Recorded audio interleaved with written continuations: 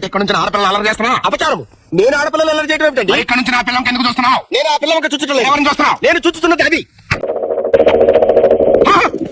పీడకలంక చూసేదంటయ్యా. వాటిని చూస్తుంటే మీకేమి అనుమానం రావటం లేదా? అనుమానం రావటం ఏంటి? ఏమీ అనుమానం రావటం లేదా? ఏమీ రావట్లేదు. అస్సలు అనుమానం రావటం లేదా? అసలు నీకు వచ్చిన అనుమానం ఏంటి? ఆవు గోడ మీదకెక్కి అక్కడ పేడలు వేసిందంటాం.